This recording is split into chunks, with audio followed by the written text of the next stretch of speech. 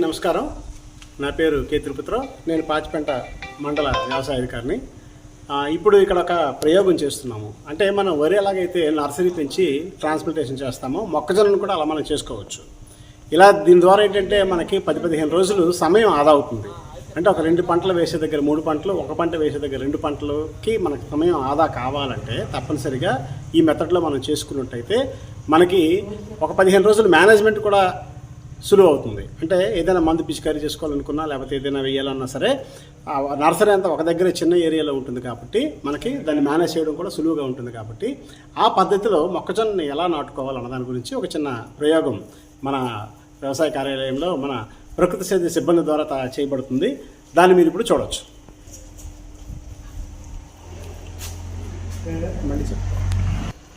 ఇప్పుడు చూడండి, అయితే ఇక్కడ మనం ప్యాడ్ ఉంది, అలాగే కొన్ని ప్రమిదలు కూడా చేయబడుతున్నాయి. ఆ పుట్టమట్టి అలాగే పేడ కలిపి ప్రమిదలు చేసిన తర్వాత ఈ ప్రమిదల్ని కొంచెం ఎండబెట్టి దీనిలో మొక్కజొన్న విత్తనాలు నాటి దాని మీద పశువుల పెంట కానీ అంటే బాగా చివికిన గెత్తం కానీ లేకపోతే ఘనజీవామృతం కానీ వేసి ఆ విత్తనాలను పెంచి వీటిని తీసుకెళ్ళి మన ప్రధాన పొలంలో నాటడం జరుగుతుంది. దీని ద్వారా ఏంటంటే ప్రత్యేకంగా పెద్దగా దున్నాల్సిన అవసరం కూడా ఉండదు. అంటే రైతులు 2-3 సార్లు దున్నుతారు, కానీ ఈ పద్ధతిలో ఒకసారి దున్నితే సరిపోతుంది. కాబట్టి ఖర్చు కూడా తగ్గుతుంది, సమయం ఆదా అవుతుంది, మేనేజ్మెంట్ కూడా సులువుగా ఉంటుంది. కాబట్టి ఈ పద్ధతిని ఒక ప్రయోగపూర్వకంగా చేయదలుచుకున్నాము. దాని గురించే ఇప్పుడు ఈ ప్రమిదలు తయారు చేయడం జరుగుతుంది. మట్టి మరియు మన పేడతో కలిపినటువంటి ప్రమిదలు తయారు చేసాము.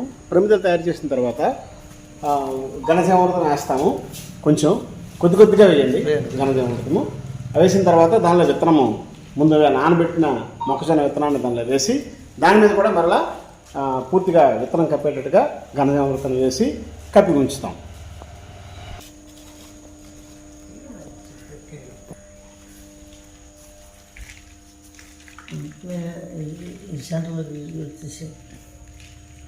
విత్తనాన్ని బాగా కప్పేయడం జరుగుతుంది.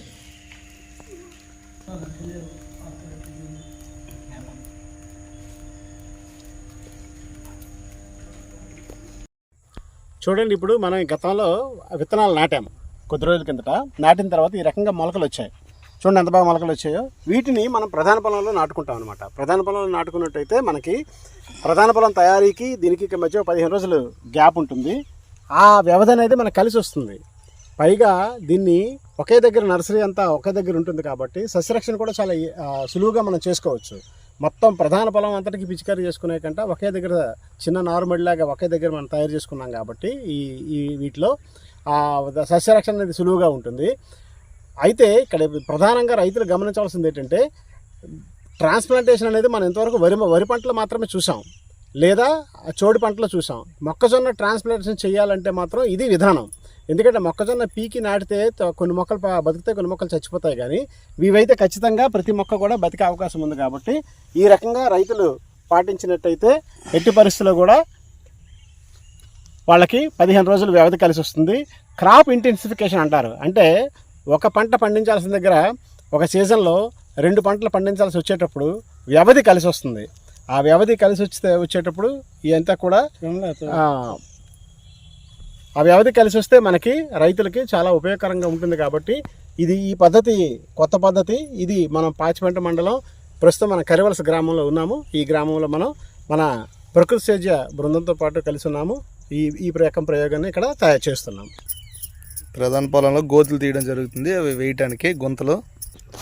ప్రధాన పొలంలో ఈ విధంగా గుంతలు తీయటం జరిగింది వేయటానికి. ప్రధాన పొలంలో ఆ విధంగా గుంతలు తీసి అవి నాటడం జరుగుతుంది. చూడండి ఫ్రెండ్స్, ప్రధాన పొలంలో ఈ విధంగా వేయటం జరిగింది. గతంలో మనం ఈ ట్రాన్స్ప్లాంటెడ్ మొక్కజొన్న అంటే బయట విత్తనాన్ని నాటి తీసుకొచ్చి ఇక్కడ నాటాము. ఆ రోజు మనం ఆ వీడియో కూడా ఒక 15-20 రోజుల కిందట మనం చూసాము. ఇప్పుడు చూడండి మొక్కజొన్న ఎంత బాగా వచ్చిందో. అంటే దీనివల్ల మన గతంలో మాట్లాడుకున్నట్టుగా 15-20 రోజులు బయట పెంచుకొని ఆ తర్వాత తీసుకొచ్చి నాటినట్టయితే 2 సీజన్లకి దాదాపు 1 నెల రోజులు కలిసి వస్తుంది. కాబట్టి 3వ పంట అదనంగా వేసుకోవచ్చు. అంటే క్రాప్ ఇంటెన్సిఫికేషన్ అంటాం దీన్ని. అంతేకాకుండాను తక్కువ విస్తీర్ణంలో నర్సరీ పెంచడం మూలంగా దాన్ని మనం ప్రొటెక్ట్ చేసుకోవడం కూడా, చీడపీడల బారి నుంచి రక్షించుకోవడం కూడా ఈజీ అవుతుంది. మీరు చూసినట్లయితే చాలా ఆరోగ్యవంతంగా ఈ ట్రాన్స్ప్లాంటెడ్ మొక్కజొన్న ఎంత బాగా పెరిగిందో చూడండి. ముందుగా విత్తనాన్ని మనం ఒక పేడతో ప్రమిదలాగా చేసి దానిలో వేసాం కాబట్టి దాని మీద కొంచెం గెత్తము, ఘనజామృతం లాంటివి వేసాం కాబట్టి 15-20 రోజుల దాకా పోషకాలని అక్కడి నుంచే తీసుకుంటుంది. ఆ తర్వాత మనం ఇక్కడికి తీసుకొచ్చి రంధ్రాలు చేసి దానిలో మనం ఆ విత్తనాన్ని యాజ్ ఇట్ ఈజ్గా ఆ ప్రమిదితో పాటు మనం నాటడం జరిగింది. మీరు ఇప్పుడు ఆ ట్రాన్స్ప్లాంటెడ్ మొక్కజొన్నని చూడొచ్చు.